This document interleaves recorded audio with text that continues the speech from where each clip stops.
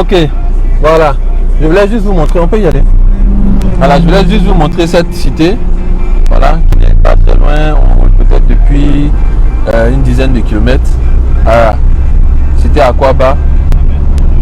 Et comme ça là, forcément, si tu as fait ton appartement ici, lorsque la Coupe d'Afrique va repartir, va commencer, c'est clair que toutes ces maisons-là seront envahies. Je me rappelle pendant les Jeux Olympiques à Londres, je ne me rappelle plus très bien l'année, j'étais encore à Woolwich, donc on n'était pas très loin de Olympic Village. Il y a beaucoup d'Anglais qui sont partis, qui sont rentrés au village et qui ont mis leur appartement en location, donc la cité résidence Akwaba. Voilà, qui ont mis, il y a beaucoup de Londoniens, comme c'est des gens qui sont très pragmatiques et qui sont business minded, qui ont mis leur appartement en location aux athlètes. Voilà, voilà. Et donc c'est un peu le même concept ici. Si vous avez un appartement par exemple qui est autour du stade Ebempe, d'un endroit comme ça, un endroit où il y aura un événement sportif aussi important que la Coupe d'Afrique, soit vous êtes rapide, vous arrivez facilement à construire, soit vous pouvez faire votre appartement meublé aux alentours ici, même pendant toute la durée de la Coupe d'Afrique, le conserver encore peut-être quelques mois, peut-être 6 mois au total, et puis après le libérer. La plus-value que vous aurez eu entre temps, ça sera tout bénéfice pour vous en fait. Donc voici le stade qui est sur la route d'Azagué, et c'est ce stade là qui va, sinon qui a déjà grandement augmenté la valeur d'Anyama et qui va continuer à augmenter la valeur d'Anyama.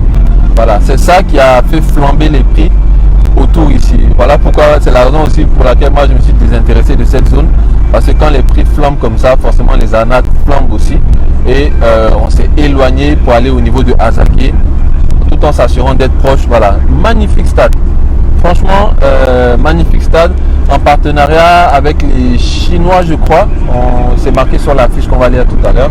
Voilà, donc tout ça ce sont des appartements. Imaginez ceux qui ont leur terrain ici, ou bien que ceux qui ont leur maison juste en face là, ça va être la folie. Enfin, moi en tout cas, moi je sens le truc, mais je sais pas si vous, mais ça va être voilà, moi j'ai mon appartement, j'ai mon terrain ici, je rafle la mise et je m'en vais.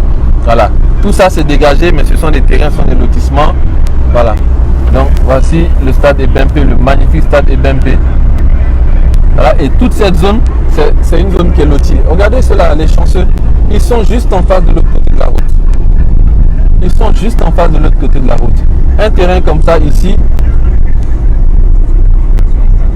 la personne te dit 10 millions, c'est pas sûr que ça soit une vraie offre. Bon, malheureusement, il y a des maisons aussi, on commence et puis on ne termine pas, inachevée. Sinon ça là, moi j'ai ma maison ici, elle est inachevée, je cours pour venir la finir.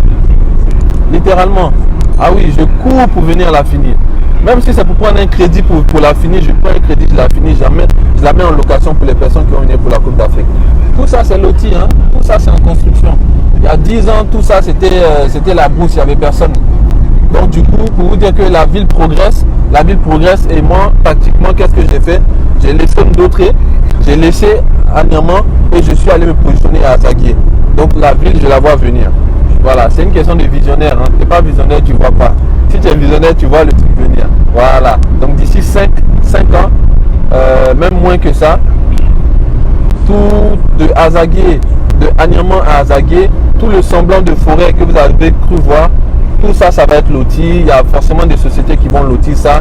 Ça va devenir des maisons, des terrains constructibles. Les gens vont construire et ça sera la vie. Voilà. Pour vous donner un exemple pratique, j'ai des clients, des clients et des gens qui me contactent aussi depuis les États-Unis et pour acheter des terrains. Et puis une fois, il y a un monsieur qui m'a demandé, mais mon petit, la Palmeraie là même, c'est où? Un Ivoirien hein, qui est né en Côte d'Ivoire, il me demande Palmeraie là même, c'est où? J'ai dit non, Palmeraie c'est après Rivera, Palmeraie, après André. En fait, en réalité, lui, il n'a connu que après barrage. Il a connu que 9 kilos, il a connu que la Rivera, mais il n'a pas connu la Palmeraie parce que la Palmeraie est venue après. Voilà. Une autre fois, je roulais avec un huissier, Maître Mambo, au plateau, que je connais très bien. On était dans sa voiture, il m'a dit comme ça, mon petit, je savais que j'allais rouler dans la Palmeraie si je n'allais pas croire. Et là, on est même pas à plus de 10, 15, 20 ans. dire que la palmeraie, c'était la forêt comme on peut voir des forêts aujourd'hui. C'était des palmiers. Aujourd'hui, si on vous dit que la palmeraie, je sais qu'il y a les inondations, hein, c'est pas le sujet. Le sujet, c'est que c'était une palmeraie qui est devenue la palmeraie. Après les inondations, le fait que les gens construisent n'importe comment, ils n'ont pas d'approbation, ils construisent, ils n'ont pas de permis de construire, ils construisent. Les gens construisent sur les caniveaux, ça c'est un autre sujet. Voilà, ce qu'il faut juste retenir ici, c'est que il n'y a pas très longtemps, c'était la forêt, c'était des palmiers, sinon. Et aujourd'hui, les gens y vivent, les gens y dorment. Moi-même, j'y vis, j'y dors, j'y joue au basket, j'y mange dans les plein air. Donc, voilà, c'est devenu une ville. Je m'y soigne, puisqu'il y a des hôpitaux, il y a tout. Voilà, donc c'est un peu le concept. Plutôt que de chercher à se mettre dans la ville, avec S'Arrange Group, nous on vous positionne autour de la ville de sorte à ce que la ville vienne à vous et non le contraire. L'idée elle est là. Voilà, donc là maintenant on est à Ndotré, on est rentré à Ndotré maintenant ou bien pas encore. On a laissé dernièrement, on est en train de rentrer dans Ndotré Yopougon, donc Abidjan. Voilà, donc prenez soin de vous. Pour nous contacter, c'est simple, en contact@sarangegroup.com ou alors vous allez sur le site internet www.sarangegroup.com. Vous allez dans la page contact, donc dans l'onglet contact, en dessous il y a les FAQ, les questions les plus fréquemment posées. Voilà, frequently asked questions.